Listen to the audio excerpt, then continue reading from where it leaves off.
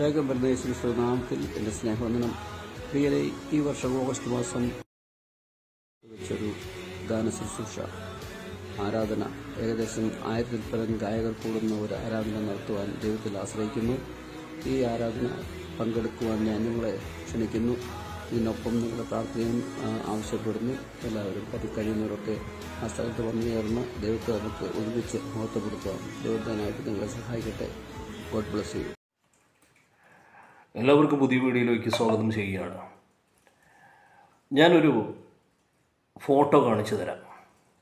അതിലുള്ള വ്യക്തി, അതിനേക്കാളും പ്രാധാന്യം അതിൽ പറഞ്ഞിരിക്കുന്ന ടൈറ്റിലാണ്. അതിലെഴുതിയിരിക്കുന്നത് എന്താണെന്ന് കൂടി വായിക്കുക. നിങ്ങളത് ശ്രദ്ധിച്ച് വായിക്കുമ്പോൾ അതിൻ്റെ അകത്ത് പറഞ്ഞിരിക്കുന്ന കാര്യം എന്താ? ഹലാൽ പ്രൊപ്പറ്റിക്കൽ വർഷിപ്പ് കൺസെർട്ട് പ്രിപ്പറേറ്ററി മീറ്റിംഗ് എന്ന രീതിയിലാണ് അത് പറഞ്ഞിരിക്കുന്നത്. നമ്മൾ ഈ പ്രൊപ്പറ്റിക്കൽ വർഷിപ്പ്, പ്രൊപ്പറ്റിക്കൽ മീറ്റിംഗ് ഒക്കെ പലപ്പോഴും കേട്ടിട്ടുള്ളതും കണ്ടിട്ടുള്ളതും പങ്കെടുത്തിട്ടുമുള്ളതാണ്. എന്നാൽ അതിൽ വ്യത്യസ്ത തലത്തിൽ ഇപ്പോൾ ഒരു നാമകരണം ചെയ്യപ്പെട്ട വാക്കാണ് നമ്മൾ കണ്ടത്. ഹലാലാണ്. ഹലാൽ പ്രൊപ്പറ്റിക്കൽ വർഷിപ്പ് കൺസേർട്ട് എന്ന് പറയുമ്പോൾ ഒരിക്കലും ബൈബിളിൽ ഇങ്ങനെ ഒരു വാക്കേ ഇല്ല. നമ്മുടെ ക്രിസ്തീയ സമൂഹത്തിൽ ഈ വാക്ക് ഉപയോഗിക്കാറുമില്ല. ഏതെങ്കിലും ആരാധനയ്ക്കോ ഏതെങ്കിലും പ്രത്യേക ക്രിസ്ത്യാനികളുടെ മീറ്റിങ്ങിലോ പെന്തക്കോസ്തുകാരുടെ മീറ്റിങ്ങിലോ ഒന്നും ഇത്തരം വാക്കുകൾ ഉപയോഗിക്കുന്നതായിട്ട് നാം കാണാറേ ഇല്ല. എന്നാൽ ആദ്യമായിട്ടാണ് ഇങ്ങനൊരു വാക്ക്, ഹലാൽ എന്ന വാക്ക് ഉപയോഗിച്ച് ഒരു മീറ്റിംഗ് സംഘടിപ്പിക്കുന്നു എന്ന് പറയുന്നത്. ഈ ഹലാൽ എന്ന വാക്ക് നമ്മൾ കേട്ടിട്ടുള്ളത് എവിടെയാണ്? പ്രത്യേകിച്ച് ഇസ്ലാം മതം വിശ്വസിക്കുന്ന വ്യക്തികൾ നടത്തുന്ന ഹോട്ടലാണ് ഈ ഹലാൽ ചിക്കൻ എന്നും ഹലാൽ ബീഫ് എന്നും ഹലാൽ മന്തി എന്നും ഒക്കെ പറഞ്ഞിങ്ങനെ എഴുതിയിരിക്കുന്ന ലിസ്റ്റ് കണ്ടിട്ടുള്ളത്. എന്താണ് ഈ ഹലാൽ എന്ന് പറയുന്നത്? ഇസ്ലാം മതവുമായി ബന്ധപ്പെട്ട ഒരു വിശ്വാസമാണ് ഹലാൽ എന്ന് പറയുന്നത്. അതായത് അവരുണ്ടാക്കുന്ന ഭക്ഷണം, പ്രത്യേകിച്ച് ഒരു ആട് അല്ലെങ്കിൽ ഒരു മാടിനെ അറക്കുമ്പോൾ അതിനെ ഹലാൽ പറഞ്ഞ് അറക്കുക എന്നൊരു ചിന്താഗതി അവർക്കുണ്ട്. കാരണം അവരുടേതായ ഇസ്ലാം പദങ്ങൾ, അറബി പദങ്ങൾ ചൊല്ലി അതിനെ അറുത്ത് അതിനെ ശുദ്ധീകരണം വരുത്തിയാണ് അവർ ഭക്ഷണം പാകം ചെയ്യുവാൻ വേണ്ടി ആ മാംസം ഉപയോഗിക്കുന്നത്. ഇങ്ങനെ ആ മാംസം ഹലാൽ പറഞ്ഞ് ഉപയോഗിക്കുമ്പോൾ അത് ശുദ്ധീകരിക്കപ്പെട്ട ഭക്ഷണമെന്നും അത് കഴിക്കുന്നത് അവർക്കൊരു അനുഗ്രഹമാണെന്നും വിശ്വസിക്കുന്ന ഒരു മതസ്ഥരാണ് ഇസ്ലാം എന്ന് പറയുന്നത്. അതുകൊണ്ട് തന്നെ ഇതിനെ ഹലാൽ എന്ന് പറഞ്ഞാണ് അവർ വിളിക്കുന്നത്. എന്നാൽ ഇവിടെ ക്രിസ്ത്യ സമൂഹത്തോടുള്ള ബന്ധത്തിൽ ഈ ഹലാൽ എന്ന വാക്ക് എങ്ങനെ ബന്ധപ്പെട്ടിരിക്കുന്നു? ഒരിക്കലും ഹലാൽ എന്ന വാക്ക് ബന്ധപ്പെട്ടിരിക്കുന്നില്ല. പകരം ഇവരും ഉദ്ദേശിക്കുന്നത് ശുചീകരണമായിരിക്കാം, അല്ലെങ്കിൽ ഒരു വിശുദ്ധി ആയിരിക്കാം എന്നൊക്കെ ചിന്തിക്കാം. പക്ഷേ നമ്മുടെ ബൈബിളിലും നമ്മുടെ ക്രിസ്ത്യ സമൂഹത്തിലും മറ്റു വാക്കുകൾ ഇതിനെക്കുറിച്ച് ഇല്ലാഞ്ഞിട്ടാണോ ഇത്തരം വാക്കുകൾ മറ്റ് മതസ്ഥരിൽ നിന്നും ഉപയോഗിക്കുന്ന വാക്കുകൾ എടുത്ത് നമ്മുടെ വർഷിപ്പിന് വേണ്ടി ഉപയോഗിക്കുന്നത്? എത്രത്തോളം മതപ്പതിച്ചു എന്നതാണ് നമുക്ക് ചിന്തിക്കാൻ കഴിയുന്നത്.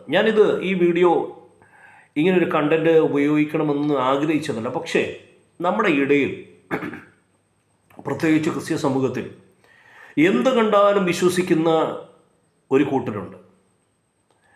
അന്ധവിശ്വാസത്തിൽ മുങ്ങിത്താഴുന്ന വ്യക്തികൾ ക്രിസ്ത്യ സമൂഹത്തുണ്ട്. ഇവർക്ക് പ്രശ്നം ദൈവവചനം പറയുന്ന കാര്യമല്ല. ഇവർക്ക് ഏറ്റവും കൂടുതൽ ദൈവം എന്ന് പറയുന്നത് ഇവരുടെ മുമ്പിൽ ആരാണോ ഇവർ കൂടുതൽ ആരാധിക്കുന്നത് അവരെന്ത് പറഞ്ഞാലും വിശ്വസിക്കുന്ന ഒരു ബുദ്ധിയുമായി നിലനിൽക്കുന്ന വ്യക്തികൾ ധാരാളം നമ്മുടെ കൂട്ടത്തിലുണ്ട്. വചനം എന്ത് പറഞ്ഞാലും അവർക്ക് പ്രശ്നമല്ല. അത് വായിക്കുകയോ അത് വിശ്വസിക്കുകയോ അതിനനുസരിച്ച് നടക്കുകയോ അവർ തയ്യാറല്ല.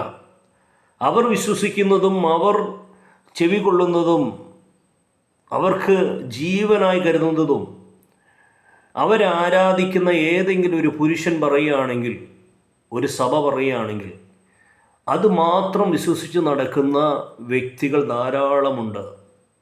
ഇവരെക്കുറിച്ച് അന്ധവിശ്വാസികളെന്ന് തന്നെ നമുക്ക് പറയാൻ പറ്റുന്നത്.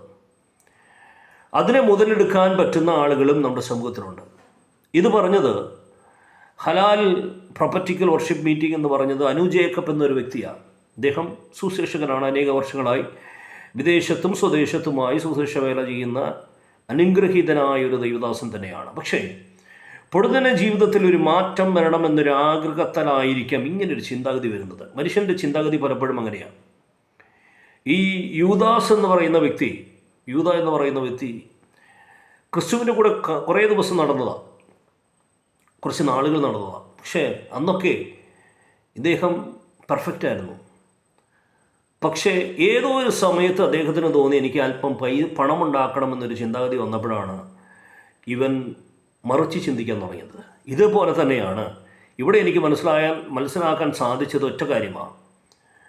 ഇദ്ദേഹം നല്ല രീതിയിൽ സുശേഷം പറഞ്ഞുകൊണ്ടിരിക്കുന്ന വ്യക്തിയാണ്. പെട്ടെന്നൊരു ഹലാലിലേക്ക് കടന്നത് ഒരു വ്യത്യസ്ത തലത്തിൽ ആളുകളെ ആകർഷിക്കുക എന്ന രീതിയിൽ താൻ മറ്റു മതസ്ഥരിൽ നിന്ന് കടമെടുത്ത ചില വാക്കുകൾ ഉദ്ധരിച്ച് ഇതിനൊരു പ്രചാരണം വന്ന് ഈ പ്രചാരണം കൊണ്ട് തൻ്റെതായ നിലപാട്, തൻ്റെതായ ജീവിതം ഒന്ന് മെച്ചപ്പിടിപ്പിക്കണമെന്ന് ആഗ്രഹത്തോടെ ആയിരിക്കും ഇത്തരം കാര്യങ്ങളെല്ലാം പുറപ്പെടുവിക്കുന്നത്. ഇതിൽ വീഴുന്ന വിശ്വാസികളും ധാരാളമുണ്ട്.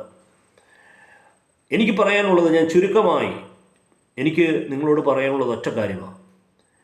എന്ത് കണ്ടാലും ആര് പറഞ്ഞാലും, നിങ്ങളുടെ സഭ വിശ്വാസിയോ സഭ പാസ്റ്ററോ നിങ്ങളുടെ സെൻട്രൽ പാസ്റ്ററോ അല്ല നിങ്ങൾ ആരാധിക്കുന്ന ഏതെങ്കിലും പാസ്റ്ററോ നിങ്ങൾ വർഷങ്ങളായി നിരന്തരം പോകുന്ന ഏതെങ്കിലും മീറ്റിങ്ങിലെ പാസ്റ്ററോ വ്യത്യസ്ത തലത്തിൽ എന്തെങ്കിലും ഒരു കാര്യം പറയുന്നുണ്ടെങ്കിൽ നിങ്ങൾ ആദ്യം ബൈബിൾ എടുത്ത് അതിൻ്റെ ആധാരമുണ്ടോ എന്ന് വളരെയധികം ശ്രദ്ധിക്കുകയും അതിൻ്റെ കോണ്ടസ്റ്റ് എന്തെന്ന് മനസ്സിലാക്കുകയും എന്തുകൊണ്ട് ആ സമയത്ത് പറഞ്ഞു. ഏതെങ്കിലും ഒരു വാക്യമെടുത്ത് ഏതെങ്കിലും ഒരു സന്ദർഭത്തിൽ പറഞ്ഞതെടുത്ത് അത് പ്രയോഗിക്കുമ്പോൾ അത് വിശ്വസിക്കാൻ നിൽക്കരുത്.